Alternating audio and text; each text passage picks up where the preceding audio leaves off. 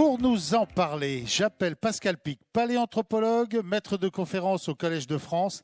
Pascal Pic travaille sur l'évolution en cours de l'humanité. Ses travaux actuels, ses publications et ses interventions s'intéressent à l'évolution des entreprises et de la société en regard des changements environnementaux, anthropologiques et technologiques. Pascal Pic, j'ai le plaisir de vous céder la parole. Merci et bonsoir. Bonsoir mesdames et messieurs. Alors bonsoir les sapiens et les sapiens, comme j'aime à dire. Donc vous savez qu'on appartient à une espèce qui s'appelle Homo sapiens. Il y a un livre célèbre, Sapiens. Je suis très jaloux d'ailleurs parce qu'il marche très bien ce livre. Mais en tout cas, on est sur la même longueur d'onde avec monsieur Harari. Alors oui, je suis paléoanthropologue, paléo-ancien, anthropos l'homme, logos la connaissance, donc les sciences.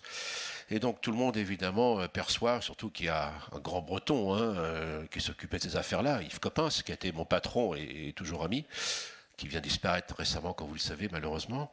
Et ça c'est le côté le plus connu évidemment, Lucie, les Australopithèques, Néandertal, tout ça. Donc voilà, c'est fascinant, ça c'est le grand passé. Il y a un autre aspect qui a été évoqué par vous, cher ami, qui est comment l'évolution est en train de se faire. Ça, c'est plutôt mon travail depuis maintenant une trentaine d'années, effectivement. C'est regarder un petit peu les processus de changement que nous connaissons aujourd'hui dans le cadre de l'évolution de la lignée humaine. En fait, si je pose la question, qu'est-ce qui fait que les espèces, dont nous, évidemment, les humains, doivent s'adapter? La première idée qui vient, c'est qu'il y a des catastrophes naturelles. On a tous vu Jurassic Park, les dinosaures, ils sont là, ils sont super, ils sont très forts, et ils attrapent un météorite. Bon, ok. Le météorite a fait des dégâts, mais il y avait déjà des tas de problèmes internes au sein des communautés écologiques. La deuxième raison qui fait qu'il faut s'adapter, c'est qu'on n'évolue pas seul. On co-évolue. Aucune espèce n'évolue seule. Et vous commencez à comprendre la problématique maintenant de la biodiversité.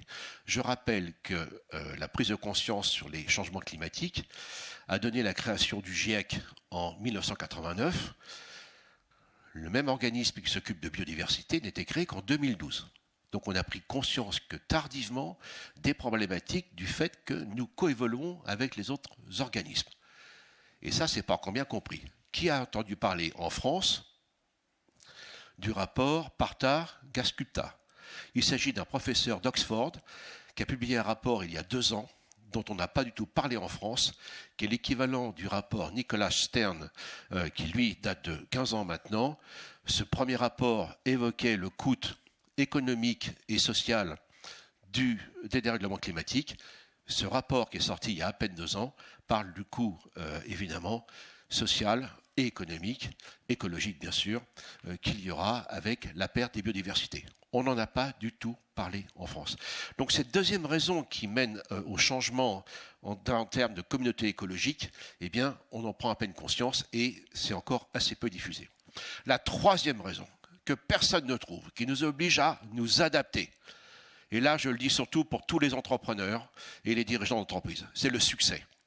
Le succès est la première cause qui vous oblige à changer. Pour quelle raison? Quand vous avez du succès, vous avez eu un impact considérable sur l'environnement ou le marché sur lequel vous avez eu votre succès, donc vous avez changé l'environnement et les conditions dans lesquelles vous avez eu du succès. Je reviens sur la paléanthropologie pour l'illustrer ou l'évolution de la lignée humaine. Je suis un baby boomer, ça se voit, voilà, j'ai un certain âge. Ma génération a connu une évolution comme jamais. La population mondiale a été multipliée par 3 depuis que je suis né. Et nous avons eu une augmentation en moyenne, certes, de notre niveau de vie comme jamais dans l'histoire de l'humanité. En 50 ans, on a multiplié par un facteur de 300 voire 500 l'impact du succès d'Homo sapiens sur la Terre en 60 ans. Et bien aujourd'hui, les conséquences sont là. Ce succès extraordinaire qui a été le nôtre, d'un point de vue démographique et également en moyenne, une fois de plus, malgré les disparités, a fait que la Terre tousse. Dérèglement climatique, dérèglement des biodiversités et aujourd'hui, les changements qui interviennent. Je suis d'une génération qui n'a connu, pour l'Occident, ni guerre, ni catastrophe naturelle, ni épidémie majeure. On vient de choper les 3 d'un coup. Et les 3 sont liés aux responsabilités humaines. Et de fait, la crise de la Covid n'a fait qu'accélérer les choses. C'est comme les dinosaures.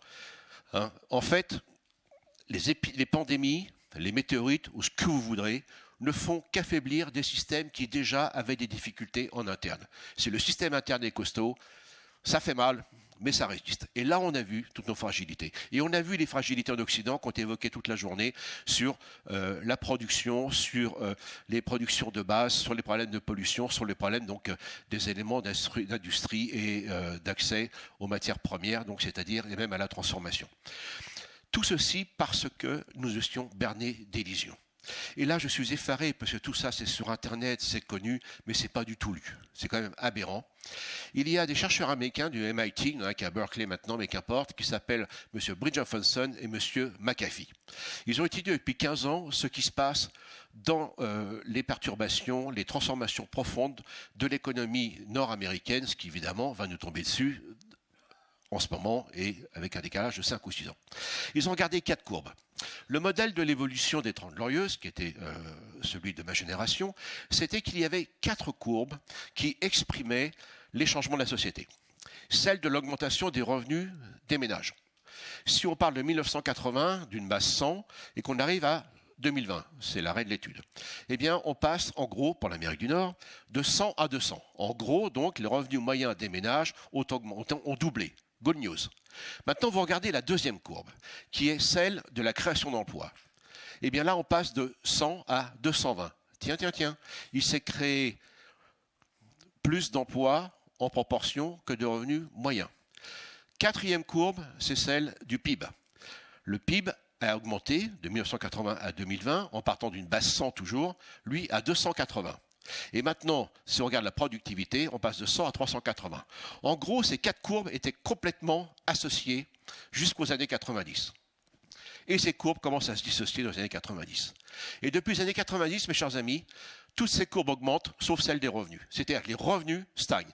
La question emploi, travail, rémunération est devenue complètement dissociée, ce que Pierre-Yves Gomez, un économiste de Lyon, appelle l'économie ou le travail invisible. C'est-à-dire que le modèle qui a fait notre succès jusqu'à la fin des années 90 a commencé à éclater. Et pourquoi ? C'est parce que la révolution numérique commence à faire son action. C'est-à-dire qu'en fait, jusqu'au début des années 90, milieu des années 90, la micro-informatique, les laptops, etc., on ne parle pas de robots, à peine encore, on ne parle pas encore beaucoup d'intelligence artificielle, même si cette affaire commence dans les années 50, en fait, commence à avoir un impact. Et ça, c'est une caractéristique de la ligne humaine. Nous coévoluons avec nos espaces techniques et culturels, que ce soit l'invention du feu il y a 2 millions d'années, que ce soit les agricultures il y a 10 000 ans. Aujourd'hui, c'est la révolution numérique, je passe sur les autres. Donc, tout ceci, on ne l'avait pas perçu. Et attendez, dans les années 90, c'est l'euphorie totale. On gagne la Coupe du Monde de foot. Super.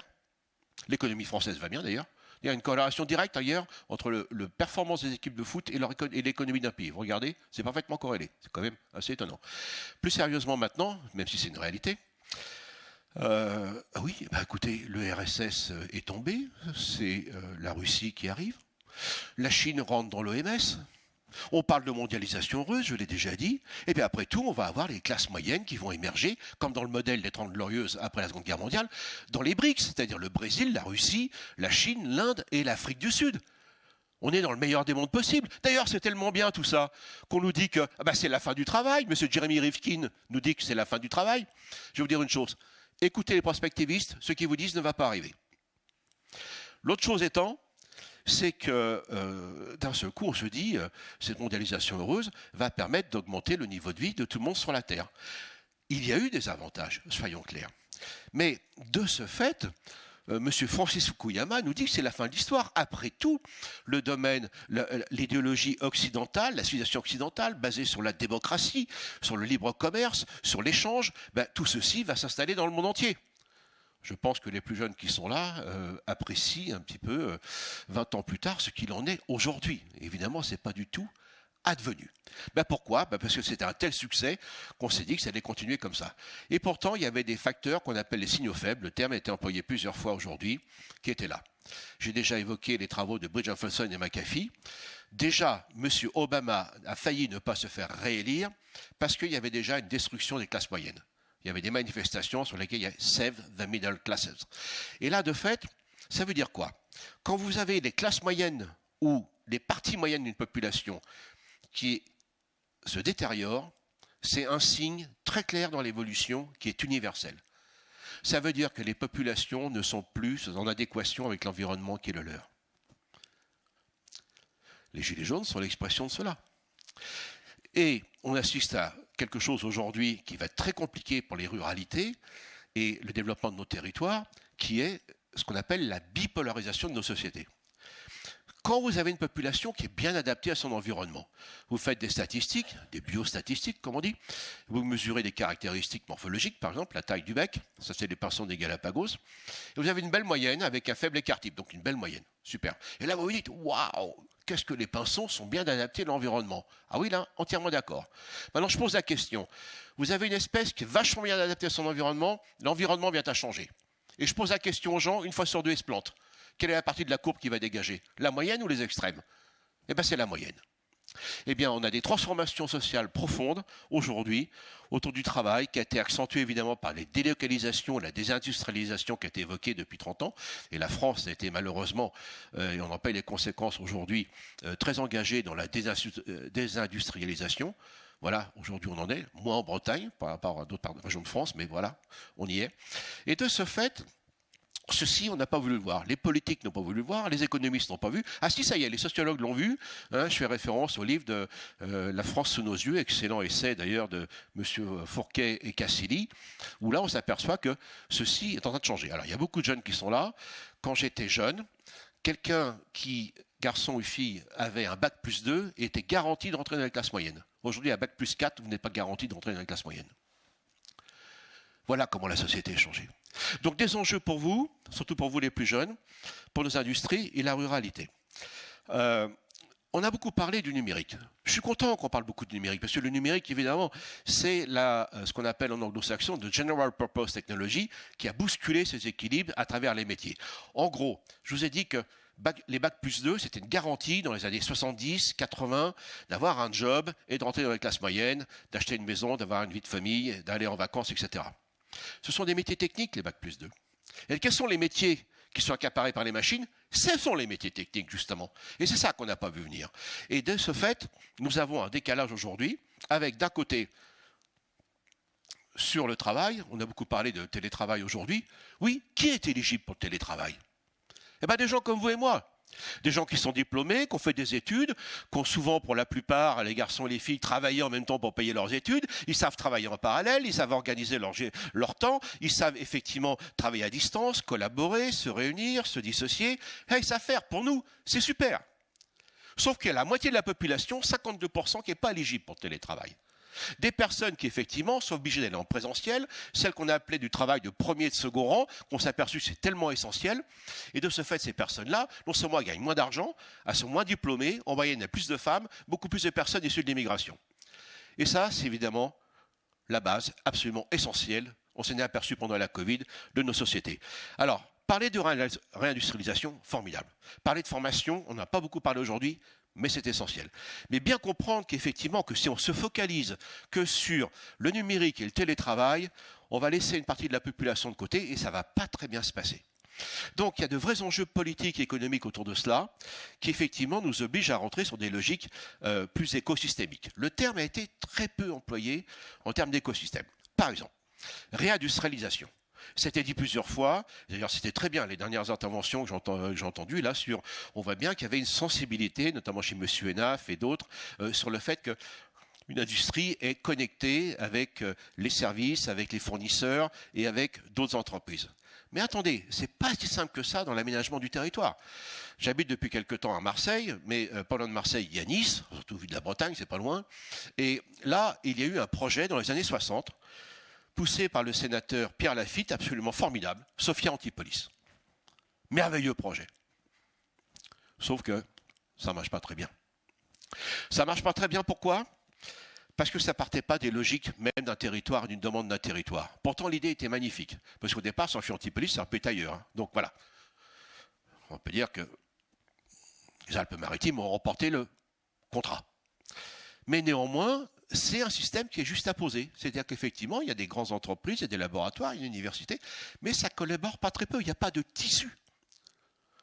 Et donc, l'avantage des territoires, c'est ça. Si ça part d'un territoire, et la Bretagne, franchement, a une histoire moderne et récente absolument remarquable, parce que, pour vous les plus jeunes, à 2 générations près, après la Seconde Guerre mondiale, la Bretagne, c'était compliqué. la région était très pauvre. Alors on ne va pas rentrer dans les polémiques du cheval de l'orgueil, de ce livre absolument magnifique, mais qui donne une vision un peu misérabilisme de la Bretagne. Mais il se trouve que mes parents étaient maraîchers dans la région parisienne et nous avions des bonnes, comme on disait, et des commis bretons. Et mes parents n'étaient pas très riches. Donc la Bretagne a connu ensuite un développement de son industrie, son dynamisme industriel et économique, notamment avec le réseau des 30, mais il y en a plein d'autres, absolument exceptionnels. Donc il y a une histoire très riche du territoire de la Bretagne sur la dynamique entrepreneuriale et autres. Mais là, c'est en train de changer extrêmement vite. Et donc il y a des atouts absolument formidables en ce qui concerne la Bretagne. Et vers la ruralité, c'est important. Ce matin, il y avait une communication de Salomé Berliou qui montre comment attirer les jeunes à travers donc, ces métiers et ces nouveaux métiers. Moi, je vois une chose chez les jeunes, que je vis très bien autour de moi, notamment dans ma famille, des personnes autour de 30 ans qui se sont engagées très vite dans les métiers du numérique, notamment dans l'e-commerce, dans l'e-publicité, etc. Je peux vous dire qu'au bout de 10 ans, ils en auront ras-le-bol. Ils en auront ras-le-bol d'être devant un écran. Ils ont envie de revenir vers du concret, de revenir vers de nouvelles formations, de revenir vers de l'artisanat, de toucher les choses, de les fabriquer, d'avoir du contact humain, etc. Et ça, c'est parfaitement normal. Alors, ce n'est pas une mauvaise nouvelle, c'est en soi une bonne nouvelle, mais on voit bien comment il y a des modes et comment retrouver ces équilibres entre toutes ces composantes qui jouent sur un territoire. Et quand on parle de réindustrialisation, certes, j'aime pas le terme de relocalisation. C'était dit plusieurs fois, mais ce n'est pas les métiers qui sont partis qui sont en train de revenir. Il faut bien savoir que les usines d'aujourd'hui ne sont pas celles d'hier. On parle même d'usines noires. C'est-à-dire des usines, c'est quoi une usine noire? C'est Terminator en fait, hein, mais ce n'est pas des machines qui veulent nous tuer. C'est des usines dans lesquelles vous avez que de l'intelligence artificielle, des robots, etc. C'est-à-dire qu'il n'y a quasiment pas un seul humain, sauf ceux qui sont derrière les écrans. Alors vous allez dire, ben après tout, où est l'emploi? Eh bien réfléchissez en termes d'écosystème. C'est-à-dire que si on met de telles entreprises nécessaires avec des hautes formations, avec des modes de production très innovants, qui correspondent évidemment à un déploiement du territoire, c'est comprendre tout ce qui va se déployer autour. C'est ça, l'écosystème. Et je vais vous donner une référence sur comment fonctionne un écosystème. Vous avez tous vu Jurassic Park, je l'ai évoqué. Vous avez des dinosaures, vous avez aussi les mammifères qui étaient déjà là, il y avait les oiseaux, il y avait bien sûr d'autres reptiles. Mais chacun faisait son job de son côté d'une certaine manière. Arrive le météorite, tout ça est bousculé. Et comme pour la Covid-19 d'ailleurs, je vais y revenir dans un instant, arrive ce météorite, d'autres événements que j'évoquais. Et en fait, ce qui va provoquer une redistribution en fait de ce qui existait auparavant. Ces événements tels que la Covid-19 ou le météorite pour les dinosaures ne créent rien. La sélection naturelle ne crée rien. Elle sélectionne. Les termes ont une signification tout de même. Et ça veut dire quoi? Que du temps des derniers grands dinosaures terrestres, les mammifères vivaient la nuit, se planquaient parce qu'ils se faisaient bouffer. Les oiseaux étaient là, mais il y avait les ptérosaures. Okay, il y avait des plantes à fleurs et à fruits, celles qu'on connaît, mais elles étaient dominées par les pins, les ginkgos et les plantes épineuses. Le météorite arrive et il redistribue les fréquences, c'est-à-dire que les grands reptiles terrestres quasiment disparaissent, les mammifères se déploient, les oiseaux se déploient, les insectes se déploient. Donc en définitive, ce qui se passe, c'est que ces facteurs de sélection naturelle qu'on appelle chez nous des ponctuations, qu'on appelle des criches chez nous, redistribuent en fait ce qui existait déjà, ça ne crée rien. Eh bien, quand on regarde un petit peu la littérature telle qu'elle était sur les évolutions telles qu'on les envisageait avant la crise de la Covid-19, c'est très intéressant. C'est que on parlait des entreprises qui doivent engager leur transformation numérique. Très bien. On parlait des entreprises qui doivent engager une véritable transformation en termes de RSE. Très bien. Et ça n'était dit que la dernière table ronde, je crois une fois de plus par M. Hénaf, c'est de dire, attendez, mais c'est à peine esquissé la notion de sens au travail. Ah. Alors depuis 10 ans, on parle de sens et d'humain dans l'entreprise. Ben, vous savez, l'équation sens plus humain égale anthropologie. Donc ça, c'est pour moi. Et donc, ces trois sujets sont en fait indissociables. Mais avant la crise de la Covid, il y avait des discussions en disant, mais attendez, est-ce que c'est le rôle des entreprises de se préoccuper des problématiques sociales et environnementales? Est-ce que les actionnaires doivent accepter cela? Et il y a un débat qui n'est pas du tout connu en France, une fois de plus, c'est le débat shareholders et stakeholders, c'est-à-dire entre les actionnaires et les parties prenantes internes et externes. Et là, c'est très intéressant parce qu'il y a eu une polémique récemment entre le Wall Street Journal et le McKinsey Global Institute, où on s'aperçoit que quelles sont les entreprises qui ont mieux traversé la crise de la Covid et qui aujourd'hui deviennent les leaders des nouvelles écologies entrepreneuriales, eh bien, ce sont les entreprises qui avaient déjà entamé leur transformation numérique, une véritable politique RSE et évidemment avec une véritable réflexion au niveau du management sur le sens et l'humain. Tout ceci, en fait, existait déjà, mais était minoritaire dans le tissu et la diversité écologique des entreprises. Et aujourd'hui, ces facteurs de sélection, il n'a pas créé ces entreprises, mais il a d'un seul coup favorisé dans cette nouvelle écologie qu'est la nôtre. Et ça s'appelle la coévolution. La coévolution, ça veut dire quoi? Ça veut dire que c'est vraiment en fait ce qui se passe en filigrane aujourd'hui, si le terme n'a pas été lâché. C'est comment les politiques, les collectivités locales, les médias, comment les banques comme la BPI, comment tous les organismes de soutien aux entreprises et la créativité, comment les instituts universitaires ou d'enseignement et de formation, et bien sûr les entrepreneurs et les entrepreneurs évidemment, investissent évidemment ces changements. Et ça peut vous dire, ça peut sembler évident, mais ce n'était pas évident encore il y a 20 ans, ce genre de collaboration. Et la coévolution, c'est quoi? Eh bien, je vous ai dit, du temps des dinosaures, j'en viens à mes dinosaures, il y avait, chacun faisait son job de son côté. Ce qui se passe, il y a 50 millions d'années, il y a un réchauffement climatique, et imaginez qu'il y a des forêts chaudes d'un cercle arctique à l'autre. Il n'y avait pas la calotte polaire antarctique, il n'y avait pas la calotte arctique. Donc imaginez une planète avec des forêts d'un cercle arctique à l'autre. On n'imagine pas ça aujourd'hui. Là se déploient les flancs de la fleur Afrique, qui, je le rappelle, existaient déjà, mais se déploient dans le nouveau contexte. Et là arrivent les insectes butineurs. Et les insectes butineurs, qu'est-ce qu'ils font? Ils veillent à leurs intérêts. Ils vont chercher du nectar, ils vont chercher du pollen. Mais ils ne se rendent pas compte qu'ils font une chose. C'est qu'en veillant à leurs intérêts, donc se nourrir, ils rendent un service gratuit aux fleurs en les fécondant. Et les fleurs fécondées, deviennent des fruits. Et là, qui déboule? Nous, les singes. Là, vous êtes assis, là, sur votre cul, vous êtes bien. Et vous n'avez pas idée. Monter dans un arbre, poser son cul sur une branche, avoir le buste droit, tendre la main, croquer une pomme et la mastiquer, c'est 20 millions d'années de boulot, ce truc-là. Mais derrière cela, les singes mangent des fruits. Et quand ils se déplacent, ils distribuent avec leurs fesses, donc leurs excréments, les noyaux et les graines, dont certains d'ailleurs vont maturer en passant dans le tractus intestinal. Ils sont les jardiniers inconscients, évidemment, de la nature. Mes chers amis, quand dans un écosystème, les acteurs, tout en veillant à leurs intérêts, se rendent des services mutuels. Et c'est un petit peu l'esprit de ce qui a été dit tout à l'heure. Quand je travaille, quand je fais des choses, où sont mes fournisseurs? Quels sont tes fournisseurs? Échangeons. Qu'est-ce que tu fais bien? Eh bien, si vous créez une communauté comme ça d'échange d'informations à travers tous les acteurs d'un territoire, effectivement, à partir de là, bien sûr, eh bien, on s'aperçoit que dans la nature, comme dans les écosystèmes des territoires, évidemment économiques et sociaux, eh bien, vous avez 10 fois plus de biodiversité et vous êtes plus résilient. Parce que, mes chers amis, si vous êtes une entreprise qui a un ensemble de tissus relationnels avec d'autres entreprises, avec ses clients, avec des problématiques sociaux et environnementaux, eh bien, je peux vous dire, ça va être très dur de prendre votre place. Parce qu'en fait, la biodiversité, ce n'est pas le nombre d'espèces. Le nombre d'espèces dans un écosystème, oui, c'est la première information de la biodiversité. Mais l'information la plus importante sur un écosystème, c'est le tissu des interactions entre les acteurs d'un écosystème. C'est ça qui fait sa richesse, c'est ça qui fait sa résilience, c'est ça qui fait, évidemment, sa capacité d'innovation. Et ça, c'est quelque chose de radicalement nouveau qu'on est en train de comprendre, qu'on a bien compris dans mon domaine il n'y a pas si longtemps que ça, et qui aujourd'hui évidemment s'applique dans ces problématiques d'aujourd'hui des territoires. Et d'ailleurs, ce n'est pas Pascal Pic ou ses collègues qui ont lancé ça. Le écosystème, c'était le grand thème du World Economic Forum que vous connaissez sous le nom de Forum de Davos. On est en train de comprendre tout ça. Et les territoires, c'est formidable, parce que c'est ça justement. Maintenant, le vrai enjeu, ça va être, attention, j'ai eu une intervention dans un contexte similaire à Marseille récemment, là où j'habite, où là arrivent de belles industries.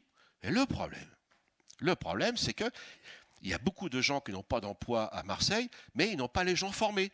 Donc ils arrivent avec des industries, avec des emplois, mais ils amènent avec les personnes de l'extérieur. Ça, c'est un vrai problème. Et on l'a vu pour l'exemple de la laiterie. On a vu l'exemple de la laiterie qui était cité où là, vous n'avez pas, bon, c'est pas énormément d'emplois, mais c'est quand même conséquent. Autour de la laiterie, on a bien vu qu'il y avait, comme le disait très bien le créateur de cette laiterie, qu'il y avait donc à aller chercher des personnes qui n'étaient pas formées sur le territoire. Donc ça veut dire qu'on voit bien qu'on a des enjeux de formation absolument considérables et que derrière cela, la question de la ruralité, eh bien, elle est absolument fascinante, dans ce sens où, en Bretagne, c'est beaucoup recherché aujourd'hui, vous avez la qualité d'un territoire, qui, évidemment, a six paysages, il y a la mer, il y a une diversité. La culture. Vous savez, même beaucoup d'Américains aujourd'hui viennent en France et en Europe parce que nous avons un tissu culturel dans nos territoires. C'est une richesse extraordinaire. Et en Europe et en France notamment, nous avons sur chaque territoire des traditions, des salons du livre, des cultures, des musiques, etc. Et là, c'est pas au breton que je vais apprendre ça, évidemment. C'est une richesse extraordinaire qu'il faut maintenir. Et ceci participe évidemment de la richesse et du dynamique d'un territoire qui va évidemment se transposer très rapidement dans tout ce qui concerne évidemment la création industrielle et culturelle. Alors, j'ai ouvert ce propos en disant un truc pas très futé d'ailleurs, je dois le dire. Je vous ai appelé « Salut les Homo sapiens », j'aurais pu dire les Homo sapiens ou sapiens britannicus. Ça fait sous-espèce. Alors, sous-espèce, c'est pas péjoratif. Ça veut dire c'est une partie d'une espèce. Eh bien, comme annoncé comme titre de cette petite intervention, c'est que dans l'évolution, longtemps on a cru que l'évolution d'une espèce, ça se faisait donc au cœur du territoire ou une espèce, de sa répartition géographique. Le terme technique est sa biogéographie. Et en fait, ce n'est pas là que ça se passe. Parce que quand vous avez des populations d'une espèce sur son territoire, en fait, le cœur du territoire, c'est là où il y a l'adaptabilité la plus optimale de l'espèce. Et puis les populations qui sont plus périphériques, évidemment, elles, sont la limite de l'adaptabilité de l'espèce. Elles sont confrontées à des conditions environnementales que ne connaît pas le centre. Sauf que toutes les modélisations mathématiques, et tous les modèles que nous avons et toutes les observations que nous avons empiriques montrent une chose. Quand vous avez une bonne idée ou une innovation qui arrive au centre d'une structure importante, avec beaucoup de population, eh bien, il y a l'inertie. Elle est diluée. C'est comme dans une structure solide. Hein, vous avez un atome qui vibre, il fait un peu vibrer à côté, puis après, ça ne vibre plus du tout. Donc, en fait, on s'aperçoit que dans un système hyper centralisé, et ce qui était longtemps le problème de la France, eh bien, on s'aperçoit que les innovations ont du mal à émerger au cœur d'un système très bien installé. Par contre, à la périphérie, les populations présentent trois inconvénients et avantages du coup. C'est-à-dire qu'elles sont dans des conditions locales différentes. Donc vous avez un profil génétique qui est celui de l'espèce, mais qui est un petit peu différent, avec des caractéristiques qui évidemment correspondent aux conditions locales, mais qui pourraient peut-être bénéficier au reste de la population. Mais en plus de ça, comme ces populations sont moins nombreuses, vous avez des flux génétiques et des tissus d'interaction qui sont beaucoup plus fréquents et beaucoup plus intenses. Et en plus, comme c'est des populations qui ont d'effectifs, il suffit que ces populations connaissent une petite période d'isolement pour que ça fixe l'innovation plus rapidement. Eh bien, on s'aperçoit qu'effectivement, dans la biologie de l'évolution, les innovations et l'adaptabilité, en fait, elles jouent beaucoup plus à la périphérie qu'au centre. Et donc, vous voyez bien que tout ce qu'on a connu pendant longtemps, et c'était dit ce matin d'ailleurs, sur l'aménagement du territoire, qui partait de Paris vers les territoires, mais sans se préoccuper des territoires, aujourd'hui, c'est complètement inversé. C'est partir des territoires de leurs problématiques, de leurs spécificités. Évidemment, ça ne veut pas dire qu'on n'a pas besoin de l'État, qu'on n'a pas besoin, évidemment, des politiques nationales, mais laisser plus... Et ça, c'est quelque chose de récent. Et nous, on l'a bien vu ces dernières années. Moi, quand j'étais jeune, hors de Paris, Rennes, c'était bof. Nantes, c'était bof. Bordeaux, c'était minable. Lyon, c'était sinistre. Franchement, je ne plaisante pas. Marseille perdait de la population. Aujourd'hui, ces villes sont des promesses d'innovation. C'est extraordinaire. Et les régions qui sont autour. Donc, on est dans une dynamique en fait qui s'est mise en place depuis 30 ans, surtout pour les grandes villes qui sont vraiment maintenant extraordinaires, comme Bordeaux, Nantes, Rennes, les villes où il fait bon vivre d'ailleurs, comme vous le savez. Hein, c'est pas moi qui l'invente. Hein. Marseille, même maintenant, qui remonte très fort. Hein. Lyon, bien sûr, c'est fait. Et puis, de l'autre côté, maintenant, c'est les régions. Et les régions sont vraiment la bonne dimension en termes de territoire, effectivement, pour mettre en place cette dynamique écosystémique par rapport à cela. Donc, moi, j'ai essayé de bien suivre ce qui se passait aujourd'hui, de bien écouter ce qui se passait aujourd'hui. Et très clairement, on est dans une phase absolument fascinante d'adaptation, de transformation. Mais attention, n'ignorons pas qu'il y a dans ces changements actuels de se focaliser que sur le numérique. C'était très bien dit aussi tout à l'heure. Il y a pas, le numérique, il est très important, mais il n'y a pas que cela. Il y a cette appétence pour les jeunes autour de métiers plus traditionnels. Mais récemment, j'ai fait la même intervention aussi. Vous allez dire, il est partout celui-là. Ben, tant mieux, on m'invite. C'était en Occitanie, à Montpellier, où là, j'avais 2 ateliers. C'était extraordinaire. Il y avait un atelier autour du textile et de l'artisanat. Là, il y avait plus de femmes que d'hommes, d'ailleurs. Et là, je peux vous dire, ces jeunes femmes, elles étaient dans les métavers, dans l'artisanat. Hein. Moi, je suis du milieu d'artisan, je peux vous dire, c'est pas évident quand j'étais jeune. Et là, donc, elles ont compris le truc. Et ensuite, il y avait un autre atelier avec des industriels. Alors, il y avait quasiment que des hommes et pas de femmes. Et c'était intéressant parce qu'en plus, curieusement, ces gens de l'industrie étaient moins au courant des transformations numériques sur les chaînes de production, d'innovation que les femmes dans l'artisanat. Quel monde, c'est formidable quand vous voyez ça. Mais il y a eu un moment, un échange un peu étonnant, où là, les industriels reconnaissaient qu'ils avaient besoin d'une, je ne sais plus dans les détails, hein, mais en fait d'une structure qui leur manquait au niveau du territoire pour effectivement apporter plus de dynamique dans le tissu industriel, notamment une fois de plus. Et là, on voit bien que la représentante évidemment de la région, qui n'est pas insensible à la demande, mais elle se dit, oui, mais... Bah, voilà, on va voir, mais on ne sait pas si c'est rentable. Et c'est là que j'interviens, je dis, attendez, ce n'est pas la question. C'est pas la question. Quand vous réfléchissez dans un écosystème, ça devient radicalement différent. Et là, les politiques, ils sont très sensibles, et les responsables, évidemment, ils sont très sensibles. Ça veut dire que peut-être que cette entité qui est demandée et qui est nécessaire n'est pas rentable en elle-même. OK. Mais simplement, elle rend un service écosystémique. Et ensuite, vous regardez et vous évaluez la performance globale.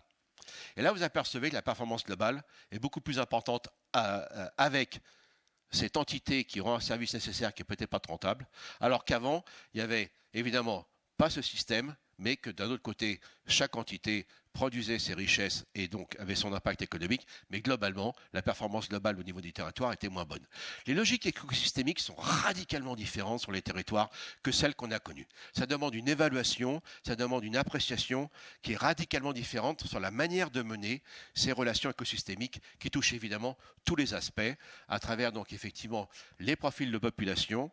La ruralité, c'est pas une tare, on l'a vu ce matin, soyons très clairs, hein, il y a des avantages extraordinaires à la ruralité, mais attention, j'insiste beaucoup sur ce que je disais tout à l'heure en introduction, attention à ces transformations sous-jacentes de nos sociétés qui font qu'une partie de la population, vous et moi, même si ça ne va pas être facile, enfin moi ça y est, c'est quasiment, bon c'est derrière, hein, mais bon, ça continue quand même, mais vous en sortirez, ça ne va pas être facile, mais voilà, vous êtes des étudiants, vous êtes connectés au monde, vous parlez de globish, vous êtes connectés, etc. D'ailleurs, j'étais intéressé tout à l'heure, quelqu'un a parlé des jeux vidéo. Vous savez que après l'intelligence artificielle, aujourd'hui, on parle du gaming, le gaming de l'économie.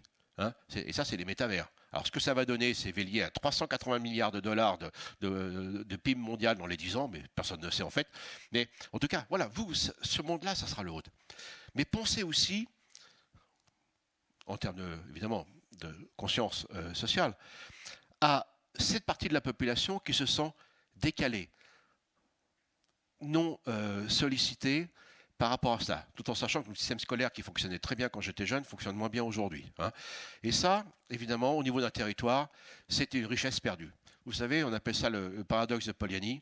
En fait, tout individu, tout humain, a beaucoup plus de potentialité qu'il ne le peut en dire. Chaque homme, chaque femme, chaque garçon, chaque fille a plus de potentialité qu'elle est capable d'en dire. Et ça, c'est ce qu'on appelle aussi le paradoxe de Pygmalion.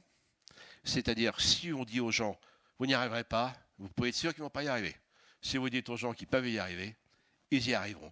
Et donc, il y a toute une logique à mettre en place aujourd'hui autour de l'école, autour de la formation, autour de la transformation des métiers dans les entreprises, hein, qui est absolument essentielle. Et ça, cette logique au niveau des territoires écosystémiques fonctionnera à partir du moment où on perçoit quand même ce qui est fondamental dans l'évolution. Vous savez, c'est quoi l'évolution, la théorie de l'évolution? Ce n'est pas toutes les bêtises que vous avez entendues.